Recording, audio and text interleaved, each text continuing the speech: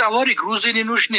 Грузия до сих пор более-менее честно пропускала все грузы армянские, как в Россию, так и в Армению из России. Поэтому очень странная ситуация, которая совпадает с ухудшением, условно сказал бы, но все-таки каким-то осложнением ситуации между Россией и Арменией. И улучшение ситуации Армении с Европейским Союзом, плюс какой попытки Армении наладить отношения с Турцией и какие-то подвижки в контексте регионального какого-то движения, который не получает Россию. То есть ангизурский дорогу, как можно открыть, и другие какие-то коммуникации. На этом фоне вот это событие, действие Грузии очень в глаза бросается лично мне. И считаю, что это какой-то час общей игры, где Россия недовольна Арменией. Это у меня такое впечатление. И Грузия подыгрывает России. Не без согласований, конечно. И однозначно создается впечатление, что не только Россия. То есть, если все проблемы были бы с Россией, сразу глаза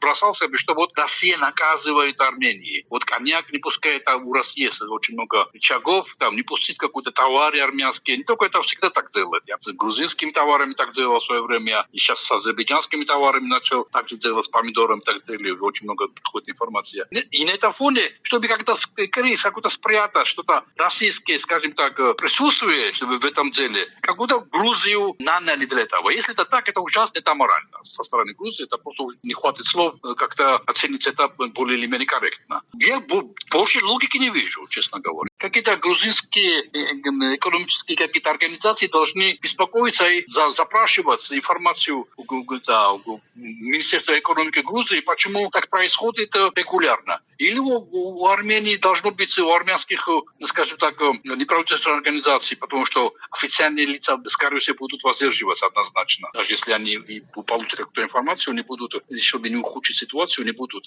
опубликовывать. Но гражданский сектор Армении мог бы задавать вопросы. Единственная логика, что Грузия играет российскую игру и создает проблемы в армянской экономике, чтобы армяне понимали, что не так легко все это пройдет. Я не хочу все свалить на Россию. Я не тот эксперт в Грузии, который все время валит все на Россию. Грузию любят это делать. Но другого никаких интересов у Грузии обострять ситуацию с Арменией нет. У нас добрососедские стратегические отношения. Как раз недавно прошел еще одна хорошая конференция на уровне МИДа в Грузии. Вроде бы все в порядке. На фотографии все улыбаются, все руки пожимают.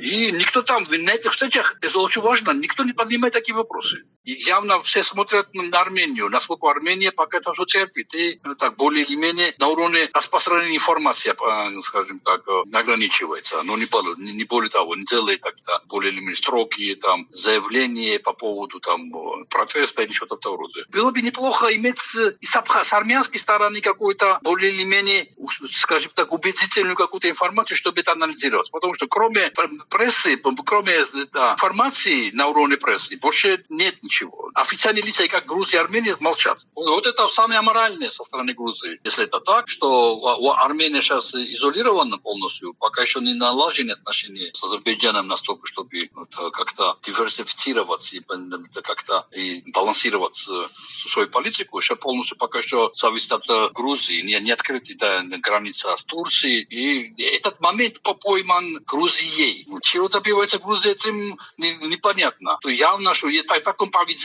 таким поведением, таким непонятным, неопределенным поведением армянская экономика в итоге может переключиться на линию Азербайджана и Турции. Если, дай бог, там все хорошо будет и в интересах Армении, и в интересах Азербайджана, Турции, смогут договориться, в последнее время идет обнадеживающая информация. Как раз Россия на это и обижен. Просто Грузия при чем тут? Это проблема. Россия явно обижена Россия, что вот это все эти переговоры, договоренности в Абу-Даби вообще в России не было. Там Америка вдруг взял в свои руки это управление. Турция явно присутствует. После этого все там динамика пошла после того, как Пашинян имел визит в Анкару. После этого явно все это очень быстрым темпом начались процессы. И Трамп даже как будто не до Кавказа делал у Трампа, он очень четко заявил, как раз вчера или позавчера, что есть какие-то обнадеживающие моменты из Азербайджана и Армении. И Россия здесь не видна. И как раз на это обижена Россия. Я в этом не сомневаюсь.